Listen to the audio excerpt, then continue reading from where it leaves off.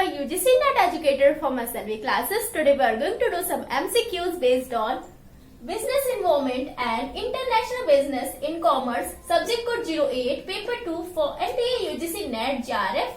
But before starting this, I wanted to say something about my YouTube channel SLV classes. If you really like my contents and videos, please like, share, comment and subscribe. And for subscription, hit the bell icon. And then you will get the notification related to my latest video. And lastly, follow me on Instagram. Now guys, here we can see some questions are given on the board. First one is, that consists of economic condition, economic policies, industrial policies and economic system. So, इन चारों option में से कोई एक right है जो कि consist करता है, जिसके पास होता है इकोनॉमिक कंडीशन भी आता है, उसमें इकोनॉमिक पॉलिसीज भी आता है, इंडस्ट्रियल पॉलिसीज भी आता है, इकोनॉमिक सिस्टम भी आता है. सो ऑप्शन देखते हैं. First one is business environment, second economic environment, C natural environment and D none of these. Okay, so right option is option B. Economic environment में क्या क्या आता है? इकोनॉमिक कंडीशंस आता है, इकोनॉमिक पॉलिसीज आता है, इंडस्ट्रियल पॉलिसीज आता है एंड इकोनॉमिक सिस्टम भी आता है. ओके, सो राइट ऑप्शन क्या हो जाएगा आपका? Economic environment. Okay, after that question second, these are forces in the company's immediate environment that affect the performance of the company. Option A macro environment, option B micro environment, option C technological environment, option D natural environment. Okay, सो इन चारों option में से कोई एक option ऐसा है जो affect करता है performance of the company. It means company के परफॉर्मेंस को वो अफेक्ट करता है. तो राइट ऑप्शन क्या होगा? मैक्रो एनवायरमेंट जो होता है, माइक्रो एनवायरमेंट बिल्कुल नहीं बोल रहे हैं, इसको नहीं बोल रहे हैं. मैक्रो MACRO मैक्रो एनवायरमेंट जो है वो अफेक्ट करता है कंपनी के परफॉर्मेंस को. Okay, so right option is macro environment. Now guys come to the next question. Question 3. In this type of economic system, the government intervention will be absent. Okay. Option A, free enterprise economy. Option B, socialist economy. Option C, mixed economy. Option D, none of these.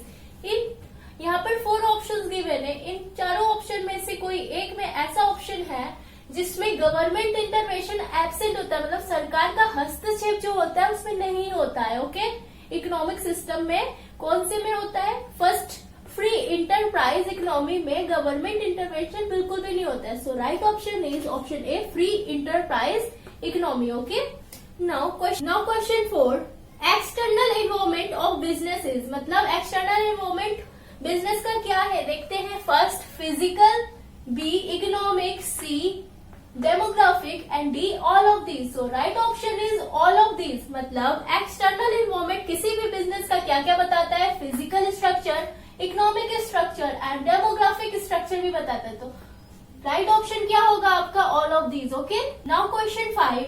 The economic involvement of a business includes, मतलब economic involvement किसी भी business का क्या क्या include करता है देखते हैं. Option A economic system, option B economic policies, option C economic condition and option D all of these. So right option is option D. It means all of these.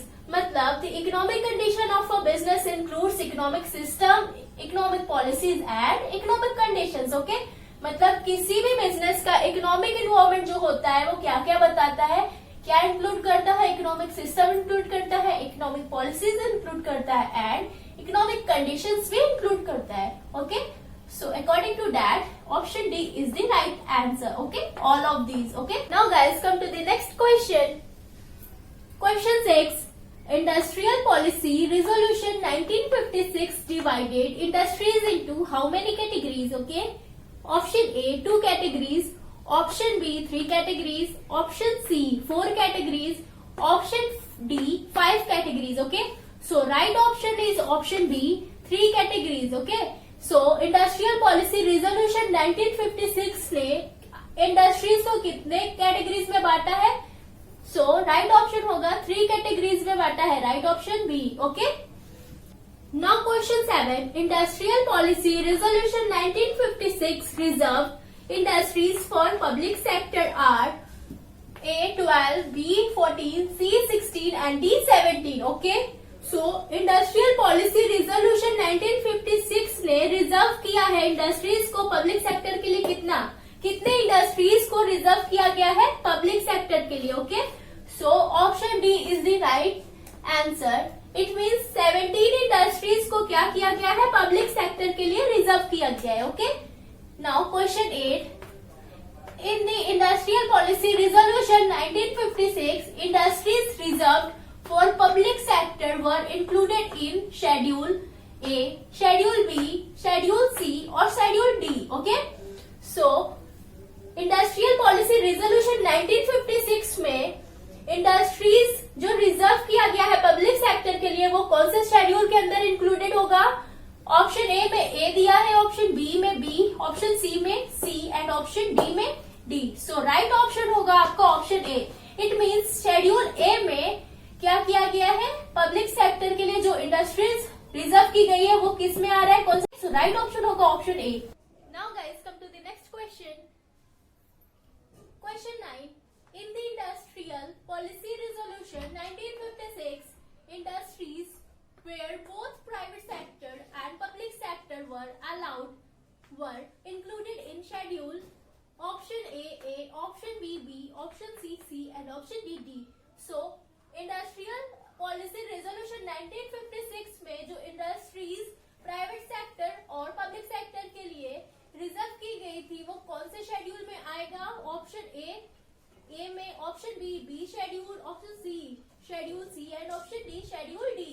So right option होगा option B. Schedule में क्या है कि private sector के लिए और public sector दोनों के लिए ही इंडस्ट्रीज को रिजर्व किया गया है। Okay, Now, question 10. Industrial Licensing Policy Inquiry Committee was also known as Dash Committee. Option A, Dutt Committee. Option B, Hazari Committee. Option C, Mahalanobis Committee. And option D, none of these. So, right option is option A, Dutt Committee के नाम से जाना जाता है Industrial Licensing Policy Inquiry Committee. Okay. Now, question 11. Joint sector was advocated by which committee? A, Abid Hussain, B, Hazari, C, Dutt and D, Khusro. So right option होगा option C, Dutt. Joint sector was advocated by Dutt committee. Joint sector किसने advocate किया है? कौन सी committee ने? Dutt committee ने। Okay. Now guys come to the next question. Question 12. Core sector include first agriculture input, B, iron and steel, C, petroleum and D, all of these. So right option is option D, all of these. Okay, core sector include agriculture input, iron and steel and petroleum. Okay, so right option क्या हो जाएगा आपका? all of these. Now come to question 30. Industries of basic nature were included in option A, core sector, option B, joint sector, option C, consumer sector and D, none of these. Okay, so right option is option A. core sector में क्या होता है? Industries of basic nature include होता है। Question 12 में हम लोगों ने पहले ही देखा है कि कोर सेक्टर में क्या क्या इंक्लूड होता है? Agriculture input, iron and steel and petroleum. और ये तीनों चीज ही क्या है? इंडस्ट्रीज ऑफ बेसिक नेचर है। ओके, मतलब जो नेचुरली निकलते हैं, रिन्यूएबल रिसोर्सेज होते हैं, वो सारे आपके कोर सेक्टर में आएंगे। Okay, now come to question 14। New industrial policy was introduced in 1990, option B 1991, option C 1992 and option D 1993। So right option is option B 1991 में न्यू इंडस्ट्रियल पॉलिसी इंट्रोड्यूस हुआ था। Okay, now question 15। Unfair trade practices are included in. Unfair trade practices किस में include होता है? First FERA, B FEMA and C MRTP act and D anti laundering act. So right option होगा option C MRTP act means monopolistic restrictive trade practices act में क्या होता है? Unfair trade practice होता है include. Okay, now guys come to the next question 16। Sick units are referred to. Sick unit किसको refer करता है?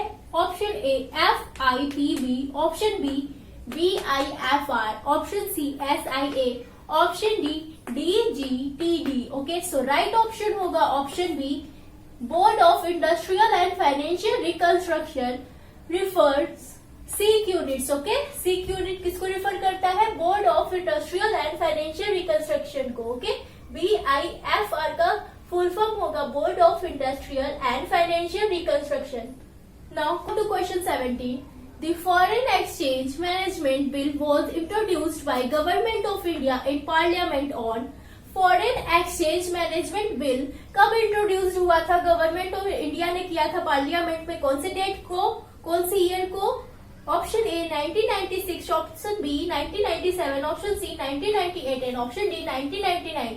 सो राइट ऑप्शन होगा ऑप्शन डी 1999 में गवर्नमेंट ऑफ इंडिया ने foreign exchange management bill pass introduce किया था parliament में, okay. Now question 18. The Foreign Exchange Management Act was adopted by the Parliament in Foreign Exchange Management Act कब adopt किया गया था parliament के जरिए?